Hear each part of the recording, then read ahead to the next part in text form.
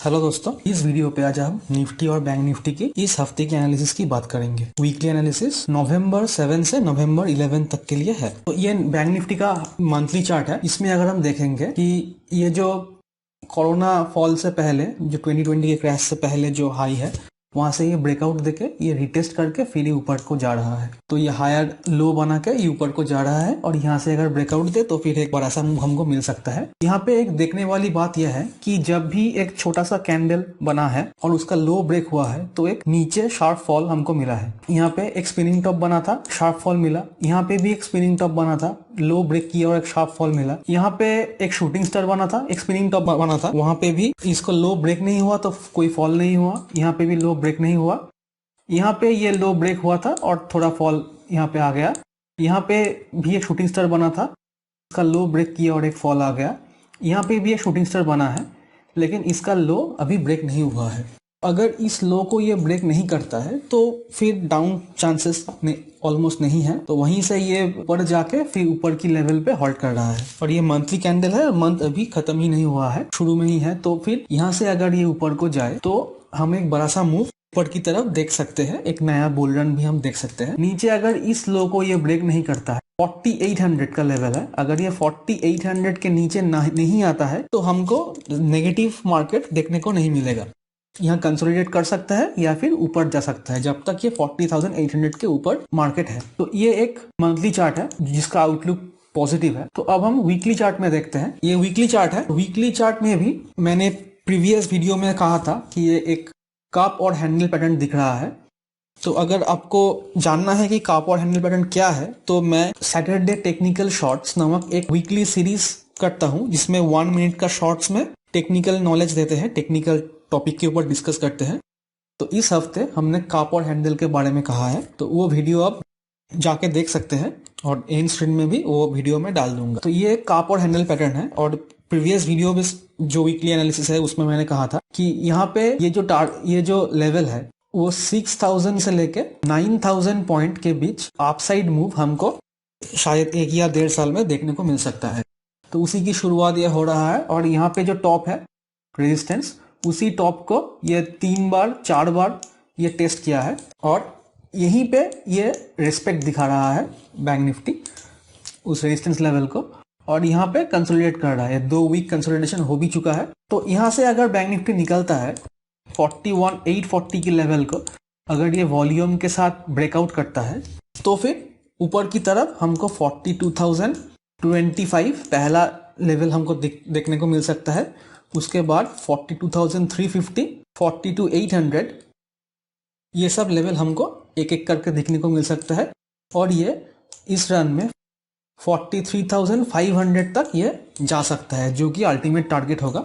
लेकिन वो इसी हफ्ते में नहीं, धीरे धीरे ये ऊपर को जा सकता है। तो अगर 41,840 को ये ब्रेक करता है तो ये सब लेवल हम टारगेट के लिए देखेंगे। और यहाँ पे एक रेंज में भी ट्रेड कर रहा है ये जो लो है इसका 40,800, अगर ये 40,800 के नीचे आता है तो फिर हम एक नेगेटिव मार्केट हमको देखने को मिल सकता है 40,000 या 40,200 तक। और अगर ये इसी रेंज में बना रहा है तो ये कंसोलिडेट कंटिन्यू कर सकता है और फिर ऊपर को जा सकता है। लेकिन प्रोबेबिलिटी यही है कि ये ऊपर की तरफ ही ब्रेकआउट दे सकता है। तो डेली चार्ट में हम देखेंगे, ये जहां से ये फॉल हुआ था वहां से फॉल करके अभी ये डब्ल्यू पैटर्न बना के वो रिकवर कर चुका है। यहाँ पे एक रेंज में ये ट्रेड कर रहा है अभी भी। तो इस रेंज को अगर ये नीचे की तरफ ब्रेकडाउन देता है तो हमको ये 40,000 से लेके 4200 का लेवल जो है वो हमको फिर से देखने को मिल सकता है और वहां से फिर एक बाउंस बैक हमको देखने को मिल सकता है अगर ये नीचे की तरफ ब्रेकडाउन दे। ये जो रेंज है, अगर इस रेंज को ये ऊपर की तरफ ब्रेकआउट करता है तो फिर पहला जो टारगेट हमको मिलेगा वो 41,840 का, उसके बाद 42,025 और फिर 42,350। ये 3 टारगेट हमको देखने को मिल सकता है अगर ये इस रेंज को ब्रेक करके सस्टेन करे और फिर 41,840 इसके ऊपर सस्टेन करे तो ये लेवल और ये लेवल एक एक करके हमको स्लोली देखने को मिल सकता है। तो हम ऊपर की तरफ ही यहाँ पे देखेंगे। तो जब तक ये रेंज ब्रेक नहीं होता है तब तक मार्केट ये इसी रेंज में कंसोलिडेट करता हुआ दिखेगा। कल हम क्या कर सकते हैं इमीडिएटली, कल ये जो रेंज है इसी रेंज में बैंक निफ्टी ट्रेड कर रहा था। तो इस रेंज को बैंक निफ्टी वॉल्यूम के साथ ब्रेकआउट दे चुका है और उसके ऊपर सस्टेन किया है क्लोजिंग के टाइम पे। तो अगर बैंक निफ्टी इसी रेंज में, ये 41,250 से लेके 350 इसी जोन में अगर बैंक निफ्टी ओपन होता है और फ्लैट ओपन होके अगर इस लेवल को ये ब्रेक करता है, ये हाई को अगर ये ब्रेक करता है, तो इस कैंडल का लो का स्टॉप लॉस डाल के हम इसको बाई कर सकते हैं। और ये जो हाई है 41,500 के नजदीक, ये हमारा पहला टारगेट होगा। इमीडिएटली कल ही ये टारगेट हमको मिल सकता है। और अगर ये फ्लैट खुले इसी कैंडल के बीच, अगर फ्लैट खुले और फिर नीचे आए, तो हमको ये जो सपोर्ट है ये सब 41,200, ये पहला सपोर्ट हमको देखने को मिल सकता है। और फिर अगर यहाँ से भी अगर नीचे आए तो फिर ये 40,100, 40,080, 4150 ये सब लेवल हमको दोबारा देखने को मिल सकता है। लेकिन हर एक डाउन साइड से ये पुल बैक करके ऊपर को जाएगा, इसलिए टारगेट थोड़ा स्टीप रखना होगा। लेकिन अगर ये ऊपर की तरफ ब्रेकआउट करता है तो एक फ्लो में ये निकल जाएगा। ये जो रेंज है, अगर बैंक निफ्टी बहुत बड़ा गैप डाउन खुलता है और 41,100 के आसपास और इस रेंज को ब्रेक करके कैंडल क्लोज करता है, तो 41,050 के नीचे हम बैंक निफ्टी को फिर से सेल कर सकते हैं।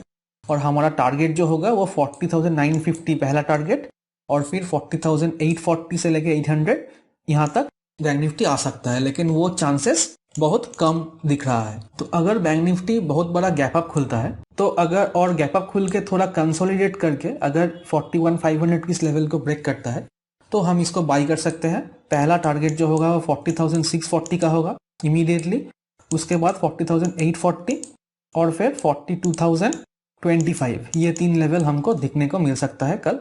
अगर ये बहुत बड़ा गैप अप खुल के एक कंसोलिडेट करे, ये इंपॉर्टेंट है कि कंसोलिडेट करे फिर ब्रेकआउट दे, या फिर ये गैप अप ओपन होके थोड़ा रिट्रेसमेंट आए और कुछ लेवल में ये बेस बना के फिर अगर ये ब्रेकआउट देता है, तो इस लेवल में हम इसको बाई कर सकते हैं यहाँ का स्टॉप लॉस डाल के, और वही टारगेट के लिए हम प्ले आउट कर सकते हैं। लेकिन अगर ये बहुत बड़ा गैप अप खुले और वहीं से निकल जाए, तो फिर ये थोड़ा रिस्की हो जाएगा बाई करने के लिए, क्योंकि ये ओवरबॉट हो जाएगा और वहां से ये नीचे को आ सकता है। तो अगर ऐसा होता है तो फिर ये अगर रिट्रेसमेंट करे फिर ये ऊपर को जाने लगे, तो हम बाई कर सकते हैं। लेकिन बहुत बड़ा गैप अप ओपन होके अगर ये निकल जाए, तो इस सिचुएशन में हम इसको अवॉइड करेंगे। बेस्ट प्लेस ये रहेगा हमेशा कि ये फ्लैट खुले और हमारे लेवल को ब्रेक करे, तो फिर एक फ्लो में हमको मूव मिल सकता है। तो यहाँ पे प्रोबेबिलिटी ऊपर की तरफ ही है। और अगर हम देखें कि ये जो वॉल्यूम है, ये जो ग्रीन कैंडल्स में जो वॉल्यूम है वो बहुत बड़ा वॉल्यूम्स है, ये जो कैंडल्स में वॉल्यूम है। लेकिन जो रेड कैंडल में वॉल्यूम है वो काफी कम वॉल्यूम हमको देखने को मिल रहा है। तो ये भी संकेत देता है कि मार्केट ऊपर को जाने के लिए ही कोशिश करेगा। तो ये था दोस्तों बैंक निफ्टी के एनालिसिस। अब हम निफ्टी देख लेते हैं। ये निफ्टी का मंथली चार्ट है और इसमें ये जो प्रीवियस हाई है 18,604, यहाँ तक जा सकता है जरूर निफ्टी, और यहाँ से अगर ब्रेकआउट करे तो हम एक लॉन्ग टर्म के लिए पॉजिटिव मोमेंटम में जा सकते हैं। तो ये जो 3 वीक इस रेंज में स्पेंड किया है, उसी के आसपास अब निफ्टी खड़ा है। तो अगर ये ऊपर जाता है और यहाँ पे कुछ दिन कंसोलिडेट करके फिर ब्रेकआउट दे तो भी अच्छा है, या फिर अगर एक फ्लो में निकल जाता है तो भी अच्छा है, हम इसको बाई कर सकते हैं। और लॉन्ग टर्म के लिए हम निफ्टी को बुलिश ही दिख रहे हैं। वीकली एनालिसिस में अगर हम देखें तो ये जो लोअर हाई बनते जा रहा था वो यहाँ पे खत्म हो चुका है, और इस ब्रेकआउट के बाद ये ऊपर जाके यहाँ पे इस हाई को क्रॉस नहीं कर पाया, लेकिन वहीं पे ये क्लोज है, और ये ऊपर जाके ये ट्रेंड लाइन को रेस्पेक्ट करके सपोर्ट लेके ये फिर ऊपर गया है। तो अगर ये जो लेवल है 18,140, यहाँ से लेके 18,200, इसका जो ये जो लेवल है, अगर इसको ये ब्रेक करता है तो और सस्टेन करता है, तो फिर एक बड़ा सा मूव हमको दिखने को मिल सकता है आने वाले दिन में, जो 19,000 तक भी निफ्टी को ले जा सकते हैं। लेकिन इमीडिएट टारगेट जो है वो 18,600 का होगा, और फिर आगे हम प्राइस एक्शन देख के डिसाइड करेंगे। तो डेली चार्ट अगर हम देखें तो उसमें भी ये जो फॉल हुआ था वो डब्ल्यू पैटर्न बना के रिकवर कर चुका है, और ऊपर जाके यहाँ पे ये जो टॉप बनाया है यहीं पे ये कंसोलिडेट कर रहा है, थोड़ा नीचे या फिर रिकवर कर चुका है। तो यहाँ पे अगर 1 और 2 दिन अगर यहाँ पे कंसोलिडेट करे और फिर ये ब्रेकआउट दे तो बहुत अच्छा होगा। 18,200 का लेवल को अगर ब्रेकआउट करे, या फिर ये गैप अप में ही 18,200 के आसपास ओपन होके इसके ऊपर सस्टेन करे कुछ दिन या फिर एक दिन, तो फिर हमको एक बड़ा सा ट्रेंड ऊपर की तरफ मिल सकता है। लेकिन अगर ये इस हाई को रेस्पेक्ट करता है और यहीं से ये गिर जाता है, तो फिर ये 17,800 तक आ सकता है फिर, लेकिन वो चांस कम दिख रहा है। बैंक निफ्टी भी पॉजिटिव है, निफ्टी भी बहुत पॉजिटिव है। तो कल हम इमीडिएटली क्या कर सकते हैं, निफ्टी में भी अगर हम देखें, यहाँ पे एक ट्रेंड लाइन जैसा फॉर्म हुआ है जो कि 18,080 ये लेवल तक आता है। तो अगर निफ्टी गिरता भी है तो ये एक सपोर्ट की तरह काम करने वाला है। तो अगर निफ्टी फ्लैट खुल के इस लो को ब्रेक करे तो हम इसके ऊपर का स्टॉप लॉस डाल के और कम क्वांटिटी में इसको सेल कर सकते हैं। टारगेट ये ट्रेंड लाइन का होना चाहिए। और ये जो सपोर्ट लेवल है 18,000 से लेके 18,050, ये एक स्ट्रॉन्ग सपोर्ट लेवल है। तो अगर फॉल भी करे तो यहीं पर रुक जाना चाहिए निफ्टी को। और ये जो बाइंग कैंडल्स है उसका वॉल्यूम बहुत ज़्यादा है, लेकिन जो सेलिंग कैंडल्स है उसमें वॉल्यूम बहुत कम है। तो ये दर्शाता है कि सेलर्स यहाँ पे ज़्यादा एक्टिव नहीं है। तो निफ्टी का प्रोबेबिलिटी ये होता है कि ये ऊपर की तरफ ब्रेकआउट दे। तो अगर ये फ्लैट खुल के इस हाई को क्रॉस करता है, इसी जोन में खुल के इस हाई को क्रॉस करता है, तो इस कैंडल का लो का स्टॉप लॉस देके हम इसको बाई कर सकते हैं। और हमारा पहला टारगेट 18,200 का होना चाहिए। और फिर वहां पे रुक के अगर फिर ब्रेकआउट दे तो फिर हम आगे के प्राइस एक्शन देख के आगे की टारगेट डिसाइड कर सकते हैं। लेकिन अगर ये गैप डाउन खुल जाता है 18,080 के नीचे कहीं पर भी, और ये जो लेवल है 18,050 का, अगर इसको ब्रेक करें तो 18,050 के नीचे हम इसको सेल कर सकते हैं। लेकिन क्वांटिटी कम होना चाहिए और स्टॉप लॉस स्ट्रिक्ट होना चाहिए। और यहाँ पे अगर बड़ा सा गैप डाउन होता है और उसके बाद एक पॉजिटिव कैंडल, हैमर जैसे कैंडल हमको मिले 18,000 लेवल के आसपास, तो वहीं से भी हम इसको बाई कर सकते हैं। अगर ये गैप डाउन खुले वहीं से भी हम इसको बाई कर सकते हैं, क्योंकि ट्रेंड पॉजिटिव है। तो हर एक फॉल में बाइंग ऑब्वियसली मिलेगा हमको। अगर ये बहुत बड़ा गैप अप खुलता है और यहाँ पे थोड़ा कंसोलिडेट करता है, फिर ये 18,200 को ब्रेक करता है, तो फिर हम इसको बाई करेंगे और हमारा जो टारगेट वो स्लोली 18,604 तक होना चाहिए। लेकिन 18,200 को अगर ये ब्रेक करे तो हमारा पहला टारगेट होगा 18,320, उसके बाद 18,440, 18,520, 18,580 और 18,604। ये सब टारगेट हम एक एक करके हमको मिल सकता है। तो अगर ये 18,200 को ब्रेक करे तो हमारा टारगेट होगा 18,320।